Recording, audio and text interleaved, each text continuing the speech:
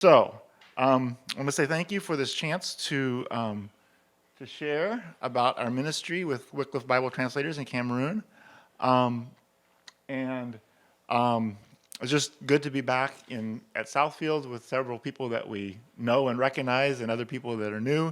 Just want to give you a little bit of an overview of what our ministry is like and why, and just a brief update. And hopefully, sorry about the conflict with the Wednesday night life group things, but hopefully some of us, you can see us on Thursday as well. So, first of all, I want to start off with a couple of stories. First is about the Tugen people of Kenya. They do not have their own Bible translation. They use the translation from a related language called Kalenjin. And one of the pastors sort of explained one of the problems with this, was he said, well, although we understand a lot of the words in the Kalenjin Bible, there are some words that have a different meaning in our dialect than in the Kalenjin Bible. And one example that he gave was the word mayak, which means honey in Kalenjin, which is in the Bible, but it means alcohol in Tugen.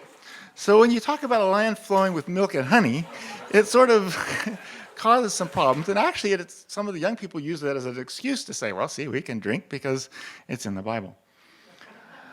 Importance of the right word. Also importance of understanding language and tense in Bible translation. The next story is about from one of our colleagues in Cameroon, Gretchen Harrell. She was doing some translation checking with one of the languages in the area, and they were translating the book of Luke. And since the story that they were translating took place a long time ago, they were using what they called the distant past tense all the way through the script, through the passage. And Gretchen had them read it out loud, say, does this sound natural? And they said, yes, this sounds like the way we talk. But she also wanted to check things out. So they studied some stories that they'd just been told and written down of things that had happened in the distant past. And she noticed that there was this other tense that was frequently there in the story and seemed to be sort of something that would keep the story moving forward, one event after the other. And the distant past was only at the very beginning. So she asked, okay, why don't you try this passage, put the distant past at the beginning, and just use this other thing throughout. And then they realized that that was actually much more natural. What they had thought was natural initially wasn't actually. And it sort of shows the importance of, the way they described it was that it's made the story, the way they had originally done it, made the story start over each new time. It shows the importance of a couple things. It shows the importance of recognizing tense, but also that native speakers aren't always aware of naturalness if they're translating. They might have something better. Now, the problem with that story for you is you don't have a distant past in English, and it's not quite as easy to understand what the difference is, what's happening. So I gave this example of a scripture passage that I'm going to read, except I'm going to have to sort of turn around here so I can see it too. To give you some idea of what a tense problem might give in English. This is the story of Jesus calms the storm. Then Jesus had gotten into the boat, and his disciples had followed him. A furious storm had come up on the lake, so that the lake waves had swept over the boat. But Jesus had been sleeping. The disciples had gone and wakened him, saying, Lord, save us, we're going to drown. He had replied, you have little faith, why are you so afraid? Then he had gotten up and had rebuked the wind and the waves, and it had become completely calm. The men had been amazed and had asked, what kind of man is this? Even the wind and the waves obey him. In that story, of course you know the story, but you understand everything that had happened. But it sounds a bit strange. It sounds like you're just preparing to tell the real story. This is the background, and then all of a sudden something's going to happen. It's not the same kind of problem that we had in our earlier story, but it's a problem of the same kind of thing. And I'm not going to get into all the reasons why you use the past perfect in English. I'm a linguist, we'd be here all day. Some other examples from Scripture, many people, because they had heard, or the Magi, they left and then they had gone. It's often somewhat background, things that had already happened. I'm not going into those details, but it just shows the importance of knowing exactly how your language works in order to translate. And so that's basically my part of ministry with Bible translation, is trying to help people understand their own language so they can translate the Bible accurately. Um, so one of the things that we did this past term is I had multiple workshops, multiple different types of ways of training local Cameroonian believers in understanding their own language. A lot of it started off with the language that we had initially learned, Lafa. That was more like several years ago. They are now working a lot with a Cameroonian Bible translation organization and Cameroonian linguists. I help them occasionally, but I've also branched out to multiple other languages so that I can see how to work on their language. One other thing that I did was a training session called iDelta. This is a training session for Africans. It's a 3-year cycle of 2-month training and then several months on the field applying what they learned and come back for additional training. There are many different emphases: Bible translation, literacy, scripture use, media, and there might be a couple others. I'm not quite sure. There wasn't others that I was involved in. So it's a 3-year cycle, and so I did this over 4 years. I participated in 4 of these sessions, so through one entire cycle and starting a new cycle this year.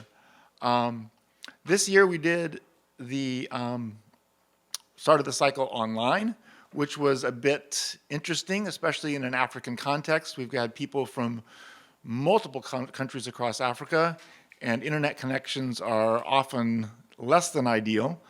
But we surprisingly did well. I was pleasantly surprised at how well, and we tried to make it very interactive through Zoom and not just, watching videos, but we did a lot of interactive kind of things. And it was interesting to see how people were able to build community, share prayer requests. Morning greetings were there, even though it was on Zoom. So yeah, it was interesting to see how it went, and it seemed to go fairly well. Renee was involved in teaching French classes to MKs. So she taught at the elementary school there for all 5 years, about 4 different classes, class groups each year. This last year she was also teaching at the middle school, high school, and had elementary French there. So just helping. This Cameroon official language is French. There's an English-speaking portion as well. Many of the MKs just know English, and so this was a way to get them a little bit more up on their French and comfortable in the country. I was also involved in the Crisis Management Committee for a lot of my time this term. That involved multiple things. There's a crisis, and has been a long-time crisis in the far north of Cameroon, primarily dealing with Boko Haram in Nigeria coming across the border. There's a center up there that most of the expatriates are we're not allowed to live there. We can take trips up, and that's part of what I was working on in the committee as far as determining if it was safe for people to travel or not. There's also issues in the northwest and southwest of Cameroon. That's the English-speaking portion of the country, and there's people that are wanting to break away, basically a civil war, and bandits that are taking advantage of it. There's a lot of complex situation around that. Again, most of the expatriates are out of that area. One of the language projects in the area has relocated to a town just nearby in another province, pulling people in and out. So work is continuing, but it's problematic. Then there was the whole issue of COVID. I was on the committee when that came up, and the government shut everything down, and we had to decide what we needed to do and what our policies were. So that actually gave me a lot more meetings. I had a Zoom meeting pretty well every week there for a while, trying to determine, and it was a difficult situation, especially because we weren't sure how well we could trust numbers in Cameroon. Testing was not very good. You'd hear things of, there's not many cases of COVID, and then someone says, oh, yeah, our village, we had this a bunch of people had this strange kind of malaria where you couldn't taste anything. It's like, okay, well, I think maybe something else is going on there. But anyway, that was so. Some of the things with, I was going to have this animated, and it covered up the one picture. But anyway, the boys were in school, the MK International School there. The high school has also several Cameroonians in it, but it's all international curriculum. So we have participated in various school events up through graduation. Our oldest, Ben, graduated this year. The other issue, of course, as I mentioned before, was the whole thing with COVID. And we had more personal experience with that when Renee came down with one of the first cases in our community, second or third, and needed to quarantine for a while, separate from the rest of us. And that was a difficult experience, but we made it through. And then also, just as we were coming back, you may have heard of this. We were traveling back. Nate got a positive test for COVID just before getting on the plane. So he and Renee had to stay back for a week while the rest of us came on ahead. Anyway, everything worked out. We were able to get the tickets changed and stuff, and we were able to get back. But it did complicate things a bit. Then there's Renee's broken wrists. Just shortly after we came back, she broke her wrists. Both of them, we're thankful for healing now and that she's doing much better. Although she still has some therapy and movement and motion and strength issues. So what's next? Right now, Ben, our oldest, is at Mississippi State. We dropped him off there beginning of August. We came through the beginning of this trip a little over a week ago to see him during fall break. He seems to be doing fairly well. The other boys are involved in online school, which is one of the reasons why we're able to take them on this trip at this time and not have them miss school, although it has been a bit more difficult than anticipated keeping up with school on the road, just for mechanics and also just from the mindset. You know, you're on the road, that means it's vacation, it's not time that you got to sit back and do school. We're living in Lancaster County, Pennsylvania. That is close to Renee's parents, who are getting older and need more care. So we're going to have this time with them, which is going to be we've already had several bunch of time with them, and we're thankful for that opportunity during this time. What we will be doing, we're sharing about our Wycliffe ministry. We've had several occasions like here, but we've already, on this trip, we're going to be taking a few more before we get back home and then making other trips. We are going to need additional prayer and financial partners. For various reasons, expenses have gone up, insurance for one of them, and different things. So we would appreciate prayer for that. And potentially we may be working by long distance to Cameroon. I know that many others have done that successfully. That is contingent on if we have our financial support in line in time to do that before heading back. Otherwise, we're going to be working on raising our support the entire time. We are planning to return to Cameroon in July. As Alan mentioned, I believe we have prayer cards in the back that we're glad to have you pick up. Some of them are magnetized, some of them are not, so you can pick what you prefer. I also put a list out there if you would like to sign up to get our email updates. You can do that. I know some of you get that.